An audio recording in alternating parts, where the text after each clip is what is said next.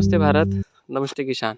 मैं गणेश किसान फिर से किसान कार्यशाला प्लेटफॉर्म पर अ, आज बारामती में हूँ और अलग अलग प्लॉट यहाँ पे लगे हुए हैं। जैसे ये सामने 86-032 लगा हुआ है और लाइन से लाइन 7 फीट और पौधे से पौधे की दूरी 1.5 फीट लगी हुई है।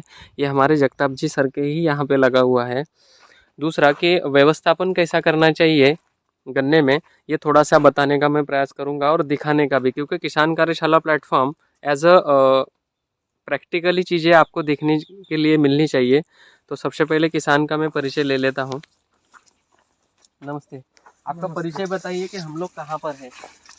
मैं संजय जगताप, गांव पणदरे, तहसील बारामती, जिला पुणे, महाराष्ट्र। अभी सर जी थोड़ा सा नीचे आ जाइए। ये जो गन्ना हमने लगाया हुआ है इसका ग्राफ कितने बाय कितने पे है? ये लाइन टू लाइन 7 फीट और पौधा पौधा टू पौधा 1.5 फीट।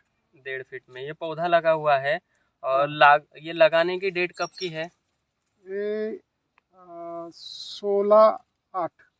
16/8 में ये पौधा लगा हुआ है और लगभग आज डेट 17/1/2024। आज मैं यहाँ प्लॉट पर हूँ। आप पौधों के में फुटाव देख सकते हो कि एक पौधे में आपने कितने फुटाव रखे हुए हैं। जैसे 1 2 3 4 5 6 7 8 9 से 10 फुटाव आपने एक पौधे में रखे हुए हैं, है ना। अभी इसमें पाचट वगैरह निकाल के इसमें दबा दिया है क्या अभी तक स्टेज में? नहीं, पाचक निकालना बाकी है। अब ये जो मिट्टी है ये ऐसा करने का है। अच्छा, ये मिट्टी पौधे के ये ऐसा करना ऐसा है। करना है। ये क्यों करना है और किस लिए करना है, इसका थोड़ा सा कुछ मीनिंग बताइए। ये लैटरल जो है, ये लैटरल ऐसा रखने के लिए प्लेन पे ऐसा रख सकते हैं, ये है एक। और दूसरा ये मिट्टी इधर डालने के बाद ये जो इंटरनोड्स है, हाँ। इसमें मिट्टी जब लगेगी हाँ। तब इसमें रूट्स आएगी। हाँ। और वो सपोर्ट भी बढ़ेगा और वो पौधे का भोजन भी बढ़ेगा, अपटेक भी ज्यादा रहेगा। ओके मतलब कि जैसे ये पत्तियां जो सूख गई है ये अगर हम लोग निकालेंगे तो वहाँ पे ये आँख खुलेगी और खुलने के बाद में फिर वहाँ से पौधा भोजन अपटेक करना शुरू कर देगा। ठीक है, ये वाली चीज़ है ना। ये इसका मीनिंग यही है कि आप अगर पाचट व्यवस्थापन करते हो, जैसे यहाँ से ये निकालते हो और ये यहाँ पर ही कचरा मल्चिंग स्वरूप डालते हो, तो दूसरा पौधे के जड़ों के आँखों को मट्टी लग जाएगी। मट्टी लगने के बाद में वहाँ पे फुटाव मतलब कि जड़ों का बड़ा विकास होगा और जड़ों का विकास होगा तो पौधे में स्ट्रक्चर बेस भी आएगा, दूसरा फीड भी करेगा। मतलब एक पूरा स्ट्रक्चर अगर देखोगे आप पत्तों का, तो कई किसान डरते हैं सर कि मैं गन्ने में इतना बड़ा ग्राफ कैसे लूँ। तो क्या 7 फीट भी आपको कम लग रहा है? 7 फीट का फायदा ये है, अब ये देखो, ये सनलाइट पूरे पत्ते पे पड़ रहा है सनलाइट। जब ग्राफ कम रहेगा तो पत्ते ऐसे सीधा रहेंगे और ये ऐसा रहेंगे तो ये सनलाइट पूरा नहीं आएगा। ये पूरा पत्ता अपने ऊपर सनलाइट ले रहा है। और सनलाइट आ रहा है इसलिए नीचे तक अभी हरा पत्ता है। ये भी हरा पत्ता है निकला हुआ। हरा पत्ता, इसका मतलब उसका काम कार्य चालू है, अन्न तैयार करने का, भोजन बनाने की प्रणाली चालू है। दूसरा कि भैया मैं बता दूं आपको कि यहाँ पे पहले केला लगा हुआ था और केले का जितना भी बायोमास कार्बन है सर, एक भी बायोमास कार्बन को खेत के बाहर नहीं फेंकते हैं। पूरा बायोमास कार्बन यहीं पे क्रश करके डाला हुआ है।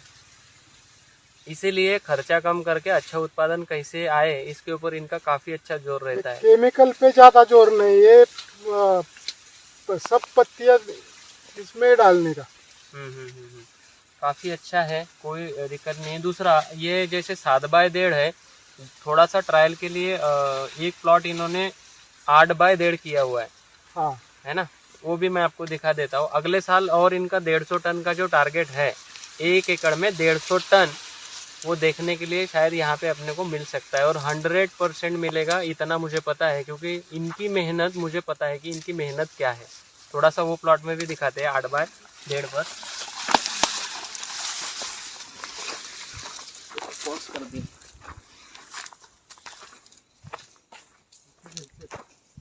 अभी ये देखिए अभी लेटेस्ट में चालू कर दिया, लेटेस्ट में ये दीदियाँ आई हुई है और गन्ने में मट्टी लगाने का काम हो रहा है। आपको थोड़ा दिखा दूं।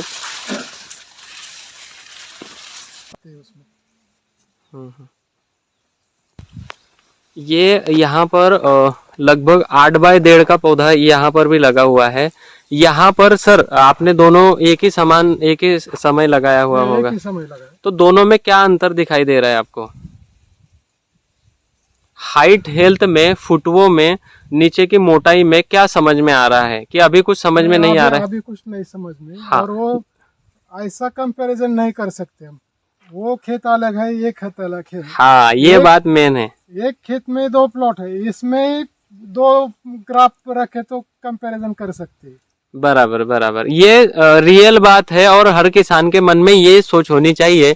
नहीं तो फिर यहाँ पर तो 5 फीट के बाद में भी मिट्टी का स्ट्रक्चर चेंज हो जाता है। बराबर। हाँ। जैसे इस खेत में, अगर इसी खेत में हम लोग अगर 2 अलग अलग पार्ट में लगाते हैं, जैसे यहाँ पे हमने 7 बाय 1.5 लगा दिया और आगे चल के 8 बाय 1.5 लगा दिया, और ये खेत ऐसा है, समझना मेरी बात को। हाँ। तो पानी का बहाव इधर आएगा, ड्रिप जितना भी पानी दोगे या फर्टिलाइजर दोगे वो इधर पहले गिरेगा, क्योंकि कभी भी पानी ऐसे जाता है फिर उसके बाद में रिवर्स आके इधर आता है।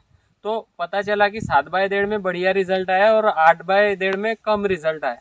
तो इसमें हमें हमारे मिट्टी का स्ट्रक्चर और हमारी भूमि कैसी है, मतलब ऐसी है, ऐसी है, ऐसी है, ऐसी है, ऐसी, पूरा एक डिजाइन स्ट्रक्चर लेना पड़ता है, तभी हमें समझ में आता है। क्योंकि ड्रिप से पानी की बूंद बूंद बूंद बूंद गिरती है। हाँ, फ्लड से आप कैसे भी दो ना, कैसा भी करो, उसमें तो रिजल्ट आता ही नहीं, पहली बात ये है। लेकिन ड्रिप से करने के बाद में ये चीजों को हमें ध्यान पूर्वक देखने की आवश्यकता होती है। ये आपको केले में भी समझ में आया होगा। हाँ। कि केले में भी अगर ऐसी जमीन है तो इस माथे के ऊपर उतना उत्पादन नहीं मिलेगा, यहाँ पे अच्छा मिलेगा। लेकिन बारिश में ये पौधे सबसे बढ़िया चलेंगे, ये बारिश में रुके रहेंगे, क्योंकि यहाँ पे कच-कच पच-पच पानी रहेगा। जब बारिश चली जाएगी तो ये पौधे धम से आगे बढ़ेंगे, वो पौधे जैसे थे वैसे रुक जाएंगे, क्योंकि पूरा न्यूट्रिशन निकल के नीचे ही आ जाता है। तो ये भी हमें कई बार समझना पड़ेगा, सोचना पड़ेगा। ठीक है, काफी अच्छा लगा आपसे मिलके, और ऐसे ही जुड़े रहिए। और केले में और नया इनोवेशन मैं आपको बता के जा रहा हूँ कि 7 बाय 7 ग्राफ पे आपको केला लगाना है, डबल लैटरल में। और गन्ने में तो आपने रिकॉर्ड ब्रेक काम किया हुआ है। ठीक है, ओके, थैंक यू भारत। नमस्ते।